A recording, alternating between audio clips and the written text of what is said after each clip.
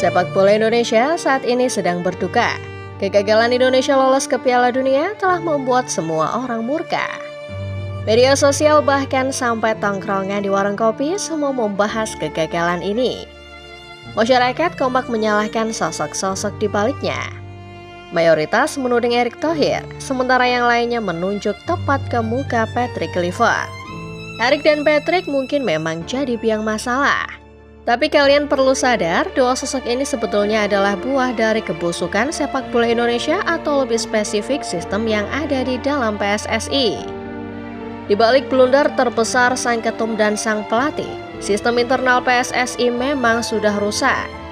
Starting 11 Moment kali ini akan mengulas bagaimana sistem rusak PSSI kembali melahirkan dua sosok kontroversial, Erick Thohir dan Patrick Kluivert. Dua nama yang kini jadi simbol dari kacaunya manajemen sepak bola Indonesia.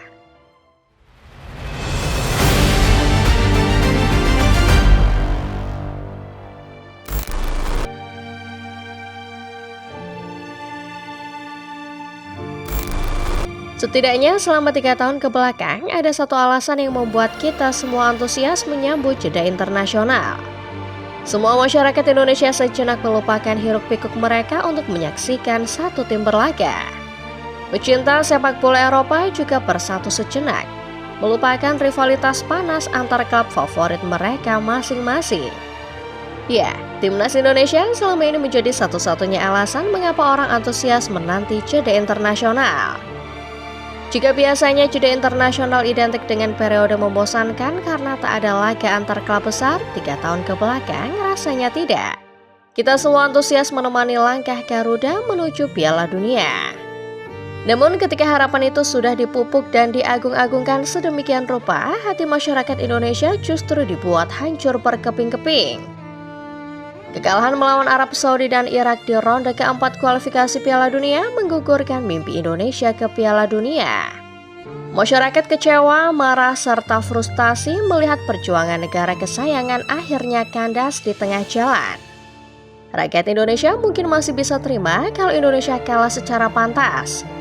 Namun proses kekalahan Indonesia dirasa tak wajar dan penuh kejanggalan. Mulai dari polemik pemecatan pelatih di tengah jalan serta penunjukan seorang pelatih anomali. Masyarakat sekali lagi dibuat jengkel atas langkah tim nasional kesayangannya.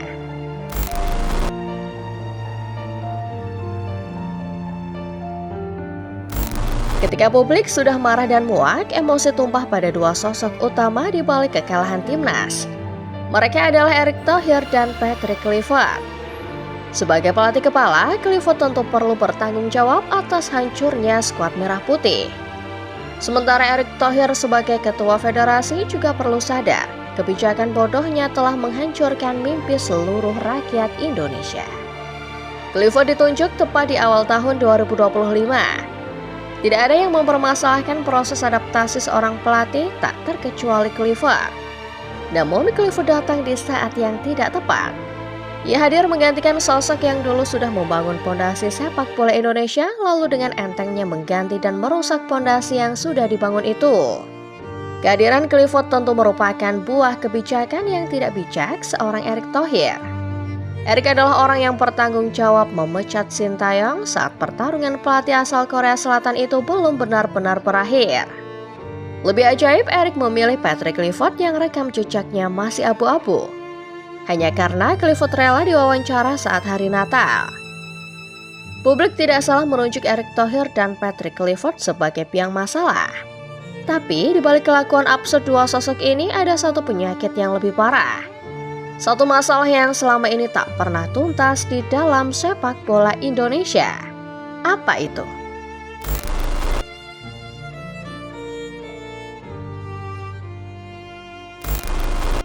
Kita boleh melempar kekesalan pada Patrick Kluivert. Tak salah pula menyebut Erick Thohir sebagai sosok yang paling bersalah di balik semua kekacauan sepak bola Indonesia selama setahun ini. Akan tetapi, kita juga perlu tahu dari mana sosok-sosok seperti Erick Thohir dan Patrick Kluivert lahir. Dari mana lagi kalau bukan dari kebusukan internal PSSI? Coba kita ingat, di periode siapa PSSI tidak bermasalah? Mungkin sudah lama sekali. Atau bahkan mungkin tak pernah ada ketua umum yang tidak punya rekam jejak hitam. Ini menjadi satu indikasi orang yang duduk di kursi ketum mungkin cuma buah dari sebuah sistem yang tidak beres. Sistem itu sudah mengakar kuat di dalam tubuh PSSI. Kita ingat-ingat lagi kapan terakhir kali PSSI punya orang yang kompeten. Kalian mungkin bisa sebut Ratu Tisa atau siapapun. Tapi kita lihat sekarang, kemana orangnya? Tenggelam, menghilang, dan seolah tak lagi bisa bersuara.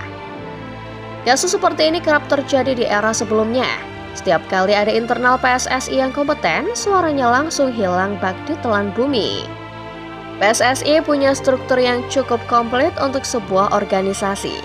Ada komite disiplin, komite teknik, dan lain sebagainya. Tapi mari kita tanya diri sendiri, sudahkah kita melihat hasil kerja komite-komite ini secara keseluruhan? Sudahkah kita melihat sinergi antar komite ini? Kalau salah-salahan dan lempar tanggung jawab, mungkin sering. Lalu lingkaran internal PSSI seringkali juga diisi orang-orang dekat para pejabatnya sendiri. Kasus April yang sempat trending kemarin termasuk salah satunya. Diduga ada permainan di belakang layar yang membuat Eris Popisa masuk menjadi pemasok tunggal. Dugaan ini muncul setelah beberapa sumber mengatakan Eris Po tidak terafiliasi dengan Erigo, brand yang sejatinya menjadi pemenang tender apparel timnas. Kita lihat lagi lebih dalam, orang-orang yang duduk di kursi tertinggi juga punya catatan kelam. Nurdin Halid pernah menjadi ketua umum saat statusnya masih menjadi tersangka kasus tipikor. Johar Arifin Husin masih duduk nyaman di dalam internal setelah sebelumnya sempat bikin gaduh membuat dualisme liga. Politisasi di dalam internal PSSI akhirnya menciptakan ekosistem yang diisi orang-orang tidak kompeten di dalam lingkaran PSSI. Dampaknya, liga tak terurus, timnas asal-asalan, dan tidak bergeraknya roda sepak bola nasional. Bahkan pada 2021 lalu sempat ada kasus keterlambatan pembayaran iuran BPJS karyawan PSSI yang menandakan ada yang salah dengan federasi ini.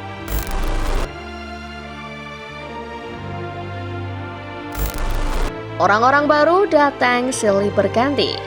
Proyek reformasi menjadi agenda yang terus digaungkan setiap pengurus baru PSSI. Namun hasilnya tetap saja sama. Di era sekarang kita melihat salah satu produk terburuk dari sebuah sistem yang busuk PSSI, Erick Thohir dan Patrick Kluivert. Erick mungkin menjadi ketua umum yang paling dikenang PSSI. Di bawah kepemimpinannya, timnas Indonesia berhasil tumbuh menjadi kekuatan menakutkan. Naturalisasi menjadi program andalan demi menggenjot mimpi ke Piala Dunia. Namun ketika publik menantikan inovasi cerdas, Erick malah melakukan blunder terbesarnya. Erick memecat Sintayong dari kursi pelatih. Ia lantas menunjuk produk gagal PSSI berikutnya yang di kemudian hari menghancurkan mimpi seluruh bangsa Indonesia, Patrick Kluivert. Erick adalah ketua umum, dan wajar bila dia dituding sebagai orang paling bersalah. Tapi perlu dicatat, keputusan apapun di PSSI juga merupakan buah keputusan semua anggota termasuk para exco seperti yang pernah dikatakan manajer timnas Sumarji. Kita lihat pola yang sama dengan ketum-ketum sebelumnya. Erick seolah tumbuh menjadi pemimpin yang arogan. Katanya berani ambil keputusan yang tidak populer, nyatanya Erick seolah cuma sedang berjudi. Yang jika menang akan mendongkrak popularitasnya, tapi jika kalah maka nasib bangsa adalah taruhannya. Tapi di balik semua itu, Erick juga tak sendirian mengambil keputusan. Ada peran orang-orang di dalam lingkaran PSSI yang ikut nimbrung memberi kebijakan. Patrick Kluivert lahir dari arogansi Erick Thohir tadi.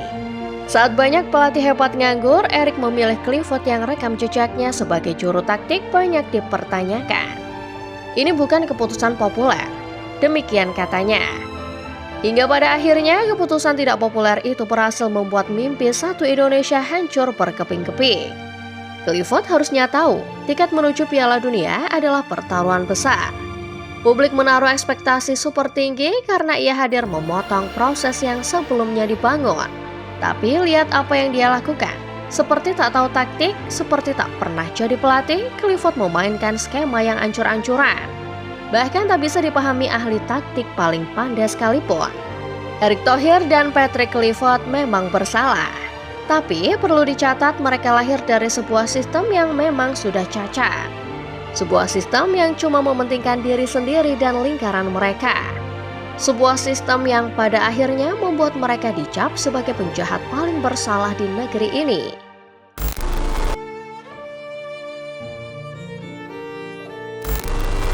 Lewat kisah Erick Thohir dan Patrick Kluivert serta lewat sejumlah penjelasan tadi, kita sekarang makin paham mengapa sepak bola Indonesia tak pernah bisa maju. Penyakitnya bukan ada pada masyarakat yang katanya punya ekspektasi terlalu tinggi, tapi karena pengelola sepak bolanya memang tak pernah peduli pada nasib sepak bola negeri ini. Sepak bola Indonesia seperti sebuah tubuh yang digerogoti kanker. Kanker adalah penyakit yang muncul karena pertumbuhan sel yang tidak normal.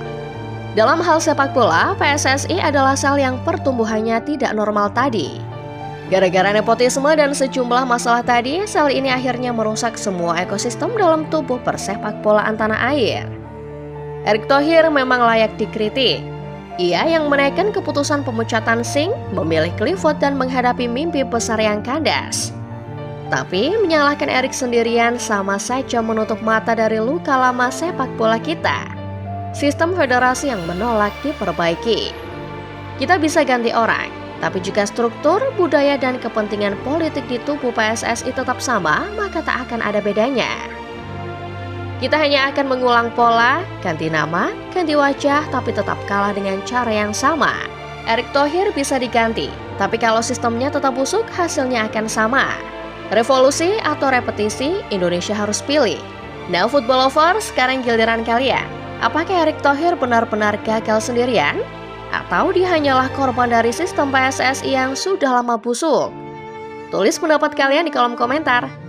Karena revolusi sepak bola Indonesia tidak bisa dimulai tanpa suara publik. Jangan lupa like kalau kalian suka videonya, subscribe channel Starting 11 Moment, dan jangan lupa nyalakan notifikasinya supaya kalian gak ketinggalan setiap update terbaru dan pembahasan menarik seputar sepak bola lainnya setiap hari. Terima kasih dan sampai jumpa.